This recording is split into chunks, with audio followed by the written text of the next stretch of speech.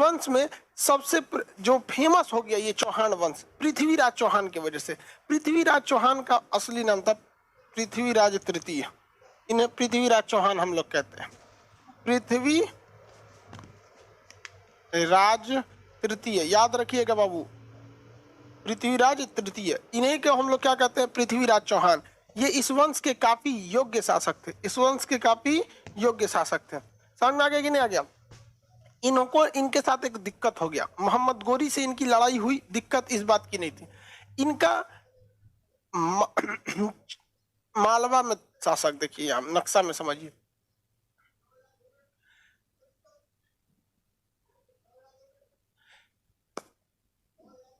भैया बन जा भाई। देखिए ये राजस्थान का एरिया है, यहाँ पर पृथ्वीराज चौहान का शासन था, और यहाँ पर मालवा वगैरह का जो एरिया था या इस समय यहाँ पर जयचंद्र का शासन था। किसका शासन? जयचंद्र का। तो जयचंद्र और पृथ्वीराज चौहान दोनों ही एक अच्छे मित्र थे। जयचंद्र और पृथ्वीराज चौहान बहुत ही अच्छे मित्र थे, कई लड़ाइयाँ इन लोगों ने साथ में लड़ी थी। लेकिन इस यहाँ पर ये जो एरिया था इस पर मोहम्मद गौरी की नजर थी। गौरी चाहता था किसको जीत लेना? राजस्थान के एरिया को, पृथ्वीराज चौहान का।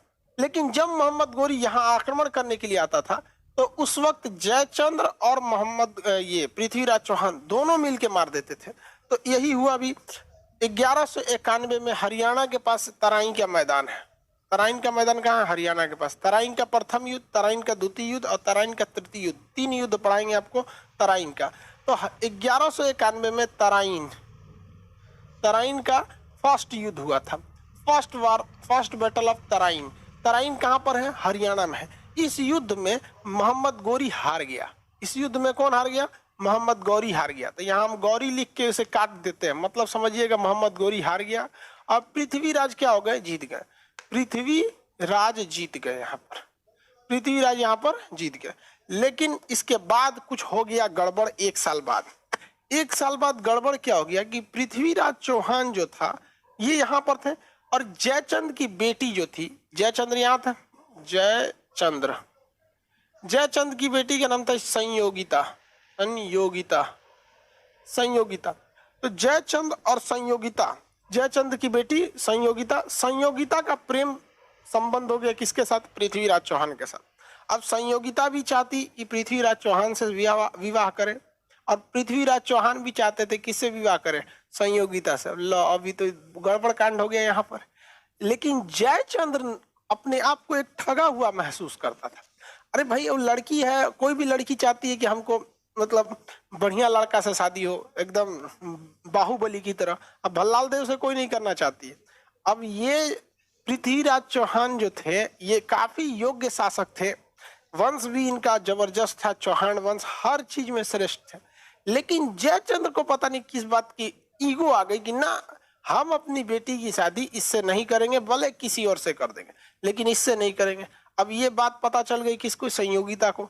संयोगिता ने खबर भिजवा दिया पृथ्वीराज चौहान को, हमारे बाबूजी दूसरे से ब्याह करने जा रहे हैं। तो स्वयंवर रखाया गया था। स्वयंवर पहले क्या होता था कि राजा महाराजा इस तरह लाइन से बैठे रहते थे, ऐसे लाइन से राजा बैठे हैं, ऐसा अलग अलग जगह का राजा आया, ऐसा पूरा मेकअप वेकअप करके आया सब राजा। अब ये लाइन से बैठते रहते थे सब, और रानी जो होती थी जिसका स्वयंवर किया जाता था वो राजाओं को पसंद करती थी। ऐसे कौन सा राजा इसको सबसे ज्यादा पसंद है, फला जगह के राजा स्वयंवर में। ऐसे महाभारत में भी देखेंगे स्वयंवर हुआ था, तो स्वयंवर में पसंद किया जाता था। स्वयंवर में पृथ्वीराज चौहान को जयचंद्र ने बुलाया ही नहीं। हालांकि पृथ्वीराज चौहान की अपमान करने के लिए, स्वयंवर में पृथ्वीराज चौहान का अपमान करने के लिए, ऐसा 100% कंफर्म नहीं, बट कहानियों में ऐसा भी है। मतलब वहां पे अगर राजस्थान में जाएंगे तो इसके बारे में कई चीजें प्रचलित है। तो पृथ्वीराज चौहान का पुतला लगा दिया वहां पे जयचंद्र ने, आगे वहां पर पुतला लगा दिया। तो ये बात बहुत खराब लगी किसको? संयोगिता को। संयोगिता किसी को पसंद नहीं की, संयोगिता यहाँ पे किसी को भी पसंद नहीं की। और जयचंद्र भाई भड़क गया कि भाई तू किसी भी लड़का को इसमें पसंद नहीं कर रही है, ब्याह किसे करेंगे हम। जबकि संयोगिता ने संबंध खबर भिजवा दिया किसको? पृथ्वीराज चौहान को, कि आज हमको लेके चलना है। तो भाई पृथ्वीराज चौहान भी काहे को कम, ले आ घोड़ा निकालो, सैनिक चलते हैं। तो यहाँ से सीधे लेके चले गए कहाँ पर? भाई स्वयंवर में पृथ्वीराज चौहान, और स्वयंवर में सबके सामने संयोगिता ने पृथ्वीराज चौहान के गले में हार डाल दिया, मतलब यही पसंद किए हैं इनको। अब पृथ्वीराज चौहान लेके चल दिया किसको, संयोगिता को, अपने यहाँ शादी ब्याह करके। अब यहाँ जयचंद्र की डबल ट्रिपल बेइज्जती हो गई। पहली कि उसकी बेटी उससे शादी कर ली जिससे वो नहीं चाहता था, दूसरा वो जयचंद्र और इसमें पृथ्वीराज चौहान में एक बेटी लेके भाग गया, एक दूसरा झमेला हो गया, तीसरा क्या हुआ, पूरे बीच स्वयंवर में से लेके भाग गए। अब इसमें बवाल हो गया किसके साथ, जयचंद्र के साथ। अब यही गड़बड़ हो गया, जयचंद्र ने दिक्कत कर दिया। यहां तक में समझ में आ रहा है?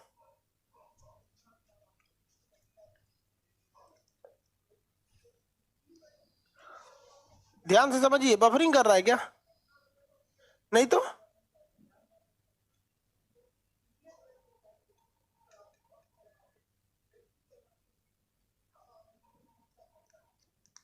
चलिए अब आगे बढ़ते हैं हम लोग। एक आदमी कह रहे हैं कि सर आप क्लास ड्रॉप नहीं होना चाहिए। नहीं होगा बाबू, अब एक भी सिंगल क्लास ड्रॉप नहीं होगा।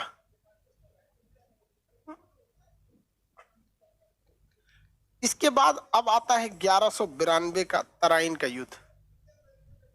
तराइन का युद्ध, तराइन का युद्ध। देखिए, तराइन का द्वितीय युद्ध के लिए खुद जयचंद जिम्मेदार है। जयचंद मोहम्मद गोरी से संपर्क कर लिया। मोहम्मद गोरी ने किससे संपर्क कर लिया? जयचंद ने। दोनों किसी से संपर्क कर लिए, बात बराबर है। ये दोनों आपस में संपर्क कर लिए सब। अब जयचंद्र ने कहा मोहम्मद गोरी से कि तुम आ जाओ। जयचंद ने किससे कहा? मोहम्मद गोरी से कि तुम आ जाओ। मोहम्मद गोरी कहाँ का रहने वाला था? अफगानिस्तान का। अफगानिस्तान का। ये लोग तुर्क थे, लोग टर्क। टर्क समझते हैं? तुर्की मतलब नहीं, मतलब समझे, तुर्की अलग चीज होता है, टर्क अलग चीज होता है। तुर्की एक देश है। तुर्क जो थे सब उस सभ्यता, उस संस्कृति को मानने वाले थे सब। समझ में आ गया कि नहीं आ गया? अब जैसे राजपूत का मतलब ये थोड़ी हो गया कि राजस्थान हो गया। अरे उधर राजपूत ज्यादा हैं, अलग बात है। तो राजपूत का बिहार में नहीं है, महाराष्ट्र में नहीं है, बहुत जगह। तो तराइन के द्वितीय युद्ध में जयचंद और मोहम्मद गोरी आपस में मिल गए। अब इससे मोहम्मद गोरी को फायदा ये नहीं हुआ कि जयचंद बहुत बड़ा शासक था, नहीं। जयचंद्र को हर वो खुफिया रास्ता, हर वो खुफिया जानकारी पता थी जो मोहम्मद गोरी के लिए जरूरी थी। दुनिया का कोई भी चीज हो, हर चीज की कुछ ना कुछ कमजोरी होती है।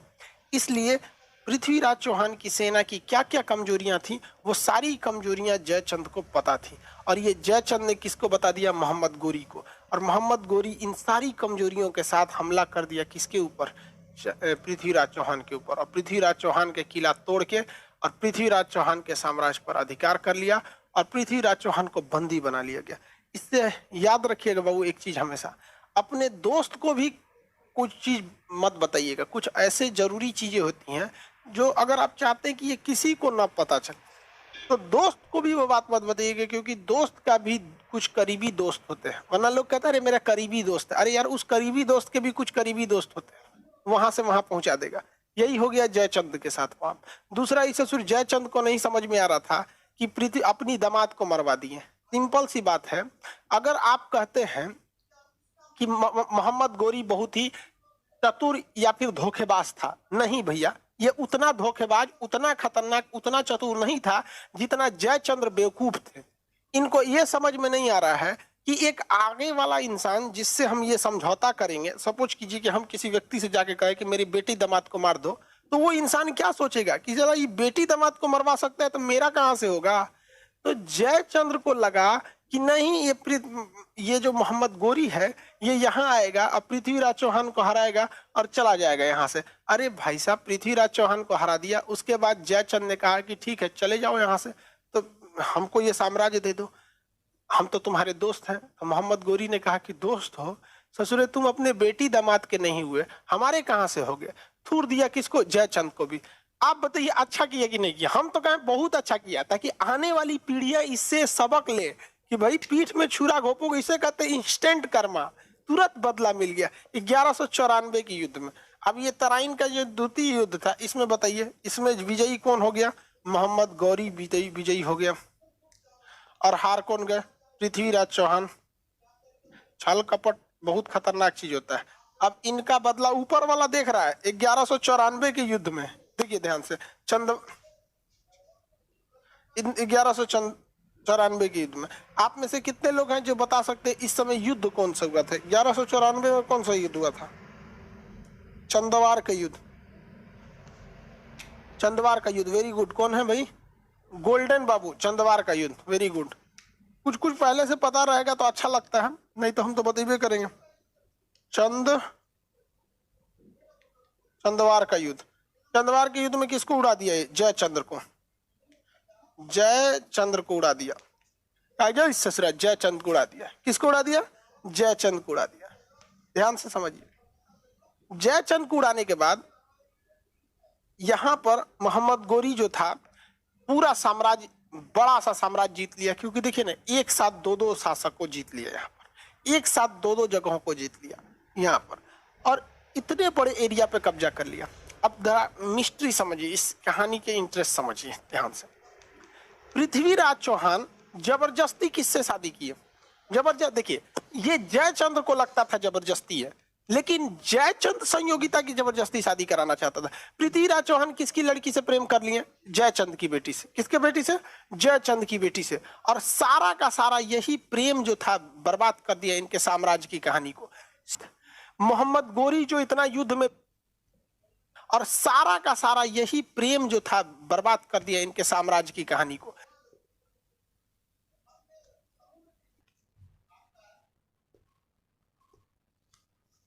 सेम ससुरा यही घटना हो गया मोहम्मद गोरी के साथ। मोहम्मद गोरी जो इतना युद्ध में बिजी था, कभी यहाँ युद्ध कर रहा है, कभी जयचंद को मार रहा है, दोबारा पृथ्वीराज चौहान के पास आया। इस युद्ध के दौरान मोहम्मद गोरी का जो गुलाम था कुतुबुद्दीन ऐबक, मोहम्मद गोरी का गुलाम का नाम बताओ भैया? कुतुबुद्दीन ऐबक। कुतुबुद्दीन ऐबक हमेशा मोहम्मद गोरी के बगल में रहता था, उसकी बेटिया को इसे लाइन मारता था। कुतुबुद्दीन ऐबक जो था उसने सीधे सीधे किसकी बेटी से फंसा लिया? मोहम्मद इसके गौरी के। अब भाई साहब, जब गौरी को ये बात पता चली कि सचुरा हम पहले 1191 के तराइन के युद्ध में बिजी थे, 92 में तराइन के द्वितीय युद्ध में बिजी थे, और इधर 94 में चंदवार के युद्ध में बिजी थे, तो इस ससुरा हमारी बेटिया को फंसा लिया। ये बहुत खचरा निकला यहाँ पे। तुरंत मोहम्मद गोरी तलवार निकाला, ये अब बर्बाद कर देंगे हम तुमको। तो उसकी बेटिया का ये पगला गए हैं का? वो देख रहे हैं इस शादी ब्याह के चक्कर में पृथ्वीराज चौहान मारा गया और जयचंद भी मारा गया। आप अऊ चल जाएंगे चुपचाप से, ये गुलाम है तो क्या हुआ, हम एकरे से ब्याह करेंगे। तो मोहम्मद गोरी कहा कि भाई ठीक है करिए, आपस में झगड़ा कर ले, कोनो फायदा नहीं है। यहाँ मोहम्मद गोरी ने कहा कि ठीक ठीक चल तोरा यही से ब्याह कर देंगे। तो मोहम्मद गोरी ने अपनी बेटी का विवाह अपने गुलाम, किससे किया? अपने गुलाम, अपना गुलाम से शादी कर दिया। किससे शादी किया? गुलाम। अब भैया गुलाम मतलब परमानेंट खरीदा हुआ नौकर। अब भैया शादी तो कर दिया, अब उस ससुराल जाएगी कहाँ से? गुलाम के पास तो खुद के रहने का जगह नहीं होता है, वो कहाँ से जाएगी शादी कर? शादी तो करने का कर दिया। और भी जानते हैं, आप बताइए, अगर ये पृथ्वीराज चौहान और जयचंद के बीच में विवाद नहीं हुआ रहता तो क्या मोहम्मद गोरी की बेटी की शादी कुतुबुद्दीन ऐबक से हो जाती? आपको क्या लगता है?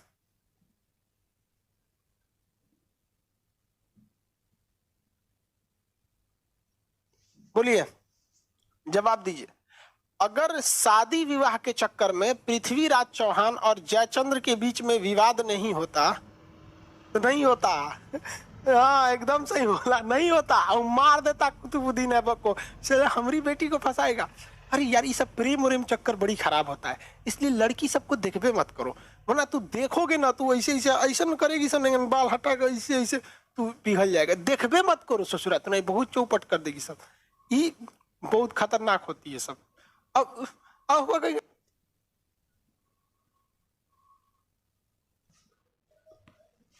हम क्या किए हैं? तू क्या किए हो? पटाखा में आग तुम ही लगाई है तो भड़कबे न करेगा। और सब चीज बहुत खतरनाक समझ आएगी नहीं? चलिए अब ध्यान से समझिए। तो मोहम्मद गोरी ने देखा कि देख भाई, जो गलती जयचंद्र ने किया था, ध्यान से समझिए, जो गलती जयचंद्र ने किया था अपने दामाद के साथ छल कपट करके, तो जयचंद्र भी मराया, दामाद भी मराया, बेटी भी मराई। तो मोहम्मद गोरी ने कहा कि ये गलती हम नहीं करेंगे। प्रेम और ससुरा बहुत पगला होकर बेटिया कर, इतना जब वो ब्याह कर मेरे साथ करेंगे ना तो भाग जाएंगे, हई है हुआ। तो उसने ब्याह करा दिया अपने गुलाम कुतुबुद्दीन ऐबक और अपनी बेटी का। लेकिन बेटिया कही कि अब्बा ई चोटा के लगे तो हम प्रेम कर लिए हैं, एकरा रहे खातिर कुछ ना है, कहाँ रहेंगे। तो मोहम्मद गौरी ने, किसने, मोहम्मद गौरी ने ये सारा जीता हुआ जगह, इनके बाबूजी का तो था नहीं, जीत लिया, सारे जीते हुए जगह को अपने गुलाम कुतुबुद्दीन ऐबक को दिया। ले रे चोटा कहीं कहते ही ले ले, हमारी बेटिया को यहीं रख देना। तो मोहम्मद गौरी ने अपने गुलाम को यहाँ बैठाया। मोहम्मद गौरी ने किसे बैठाया? अपने गुलाम को यहाँ बैठाया। उस गुलाम का नाम क्या था? कुतुबुद्दीन ऐबक। और यहां से आ गया आपका कौन सा वंश? गुलाम वंश। कौन सा वंश? गुलाम वंश। तो बताइए भारत पर शासन करने वाला पहला मुस्लिम वंश यहाँ कौन सा हो जाएगा? देखिए आक्रमण करना अलग बात होता है। मोहम्मद बिन कासिम सबसे पहले आक्रमण करके चल गया 712-713 उस ईस्वी में। हम आक्रमण की बात नहीं कर रहे हैं, यहाँ रहकर शासन करने वाला पहला राजवंश कौन सा वंश? गुलाम वंश। याद रहेगा गुलाम वंश? वेरी गुड, गुलाम वंश। गुलाम वंश, गुलाम वंश के पहले शासक का नाम क्या हो जाएगा? गुलाम वंश। याद रहेगा गुलाम वंश? वेरी गुड, गुलाम वंश। गुलाम वंश, गुलाम वंश के पहले शासक का नाम क्या हो जाएगा? गुलाम वंश के पहले शासक का नाम बताइए फटाफट। गुलाम वंश के पहले शासक का नाम कुतुबुद्दीन ऐबक। दूसरे शासक का नाम? गुलाम वंश के दूसरे शासक का नाम हल्का सा भी तो याद होगा बाबू, नहीं याद होगा कोई जबरदस्ती नहीं है, बट हम बताएंगे आपको। गुलाम वंश के दूसरे शासक का नाम? हाँ कुतुबुद्दीन ऐबक, ठीक है।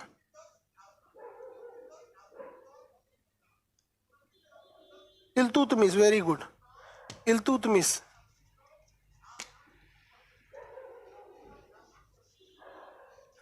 इल्तुतमिश हो गया। गुलाम डायनेस्टी एक तो सीबीएसई बोर्ड का है, वो कह रहा है सर इंग्लिश में इसको स्लेवरी डायनेस्टी कहेंगे। नहीं रे बबुआ, इंग्लिश में नाम नहीं बदलता है। अब किसी का नाम है लाल मोहन तो इंग्लिश में क्या कहेंगे? रेड मोहन, नहीं ना। अरे लाल मोहन का लाएगा, इंग्लिश में भी नाम नहीं बदलता है।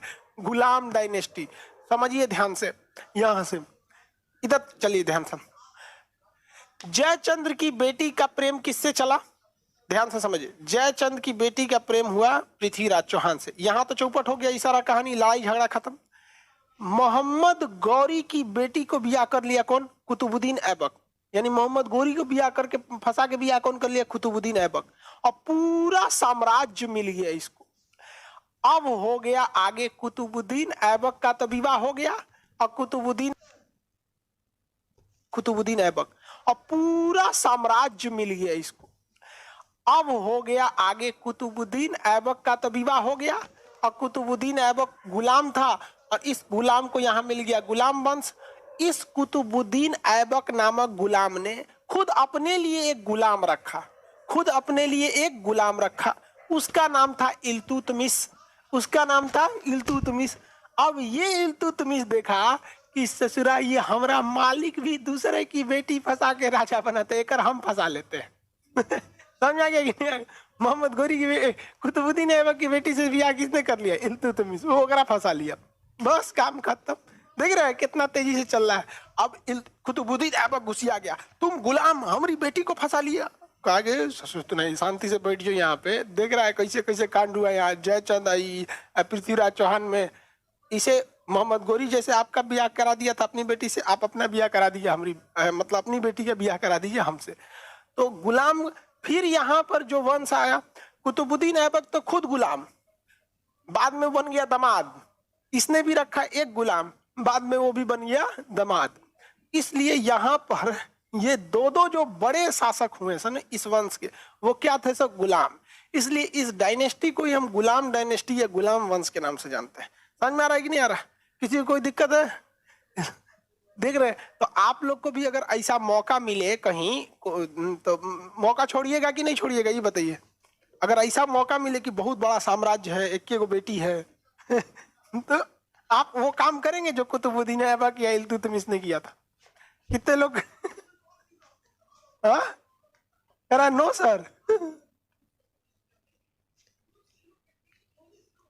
अरे कोई ठीक नहीं, वो बहुत डर रहा है सब कि कहीं ऐसा ना हो कि जयचंद वाला काम हो जाए। आधा डर गया है सब बेचारा, और आधा जो ढीठ है सब करा जी हाँ सर कर देंगे आधा ढीठ है सब कर देगा सब। देख भाई, जितने बड़ घर की लड़की लाओगे उतने बड़ा नखड़ा रहेगा, समझ में आ गया। और जितने मतलब एकदम लो